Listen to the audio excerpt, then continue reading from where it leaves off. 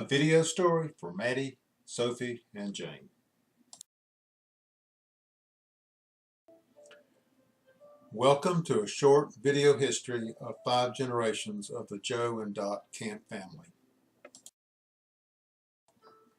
Legends passed down from colonial times document camp men at the Battle of Kings Mountain, South Carolina, when the British were defeated on October 7th, 1780.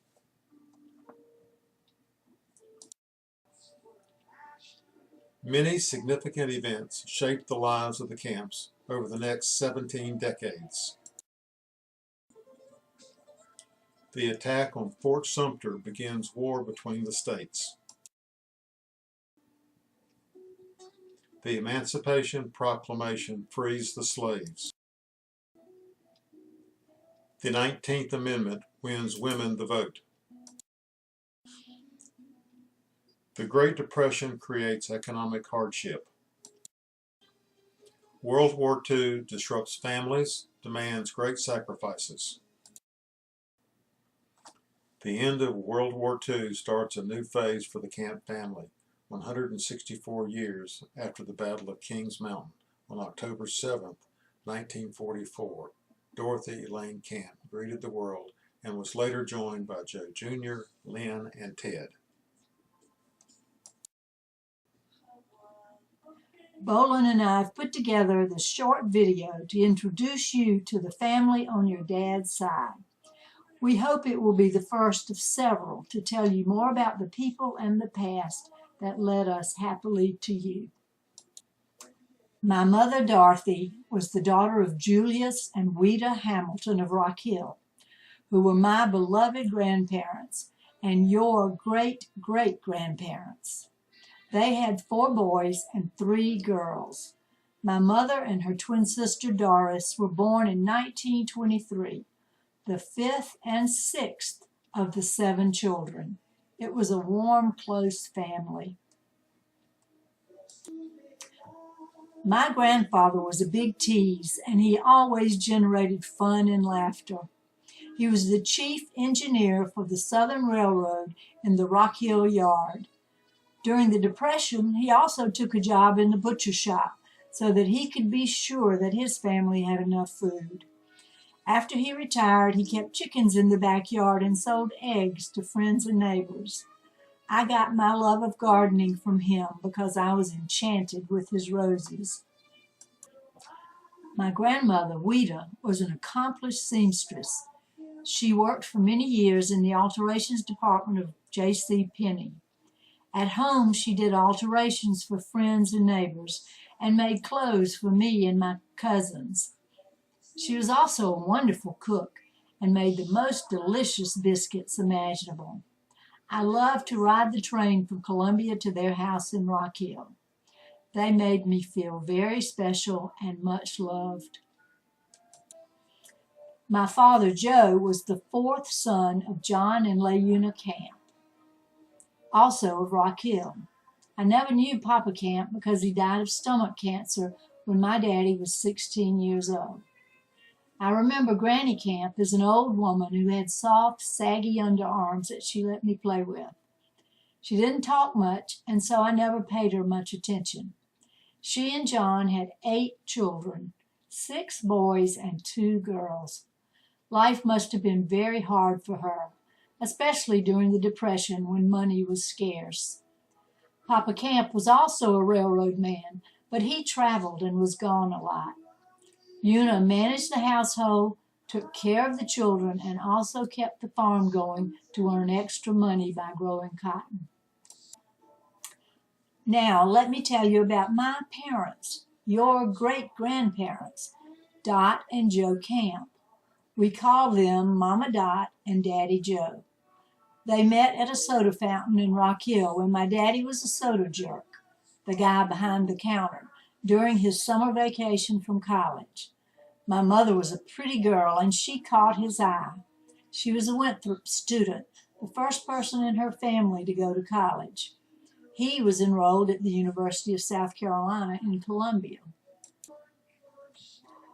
World War II was going on, and Joe had enlisted in the Marines and went to flight school so that he could become a pilot. They had a whirlwind courtship and decided to marry before he finished flight school. On the day after Christmas, 1943, while he was on leave, they walked down the aisle of the First Baptist Church in Rock Hill after the service and got married. After he shipped out to the Pacific, Mother returned to live with her parents. She was already pregnant with their first child, who would be me. I spent my first 9 months in Rock Hill with my mother and grandparents while Daddy was overseas. To his great joy, I took my first steps shortly after he came home from the Marine Corps. The war was over, and Daddy wanted to return to college, so they moved to Columbia. He worked, went to school, and gave flying lessons on the weekends. In those days, the women stayed home with the children. My brother Joe was born in 1947. We didn't have much money, so life was hard, but they loved each other very much and depended on the love and support of their families, especially the Hamiltons. In 1955, Mother discovered that we were going to add a new member to the family. As a 12-year-old, I was horrified, but everyone else was delighted. Lynn was born in May 1956, and everything changed. She was a sunny, happy child. Our house was a busy, noisy, messy place. I was a grumpy, irritable, selfish teenager who became chief babysitter and housekeeper, because by then Mother had gone to work. With Daddy's help, she had managed to finish Winthrop when I was about 6, and she had learned to type and take shorthand. So she took a job as a medical secretary working for Dr. Charles Brannan in the cancer clinic at the Columbia Hospital. She loved it, and they loved her. Lynn had been such a success that they decided to add one more package of delight.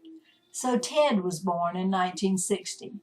By then, I was 15, an even more selfish, irritable teenager who now had to take care of 2 younger siblings.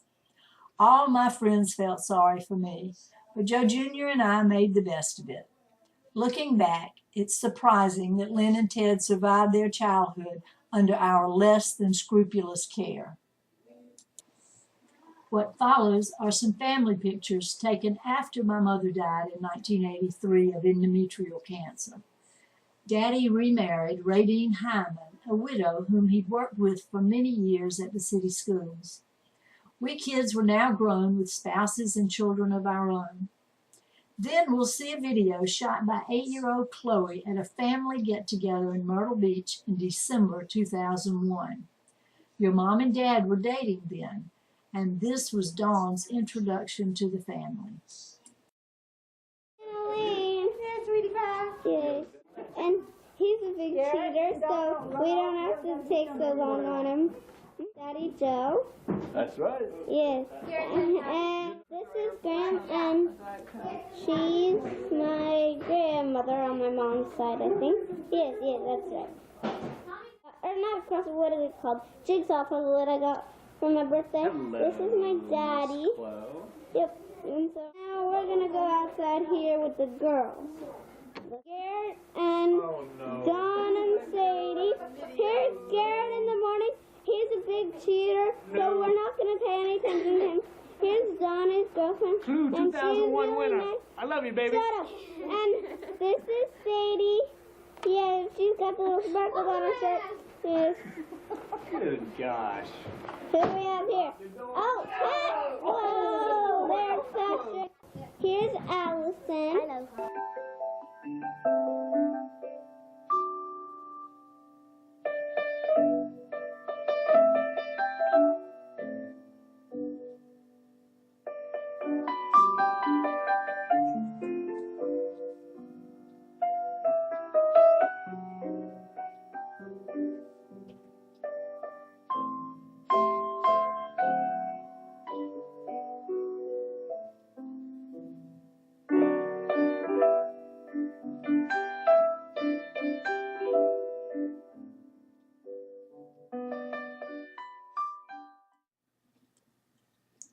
We enjoyed this opportunity to share just a few of the many memories Elaine saved over the years.